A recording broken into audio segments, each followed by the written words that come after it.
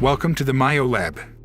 Our laboratory is designed for maintenance of our methanogenic archaea strains and proof-of-concept experiments. Biological methanation experiments mean we work with explosive gases like methane and hydrogen and poisonous gases like carbon monoxide. For that reason, the MioLAB is equipped with a powerful ventilation system that exchanges the full volume of the laboratory 8 times every hour to ensure a safe atmosphere. The base of our work is the media production. The media is the liquid we use to grow our microorganisms. The exact chemical composition was defined by MicroPyros based on 12 years of experience. All chemicals compounds are weighed on a precision balance and dissolved in water. Afterwards, the solution is poured in a bottle and flushed with argon in order to remove oxygen from the gas phase. In the last step of the preparation, the reducing agent is added to the media to bind remaining oxygen by producing precipitates.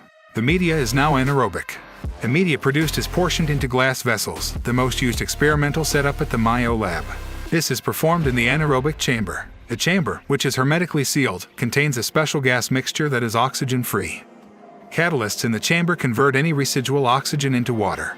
As a result, the oxygen content inside is permanently below 0.1%. The glass vessels are then sealed to preserve the anaerobic atmosphere inside. The next step is executed inside the fume hood.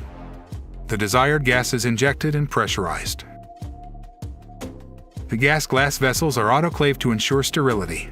The pre-prepared glass vessels are the perfect environment to grow our microorganisms. They are composed by a liquid phase, the media, and a pressurized gas phase. The microorganisms are transferred into the vessels with the help of a Bunsen burner to avoid contaminations and using needles in order to preserve the high pressure and oxygen-free internal environment. The microorganisms are grown at high temperatures and their health is microscopically assessed. Through the microscope we can observe the microorganisms. The interesting feature is their glowing. When excited with a specific wavelength, a blue-green light is emitted by a specific protein, one of the main actors of the methanation process. This also makes them possible to distinguish from not methanogens.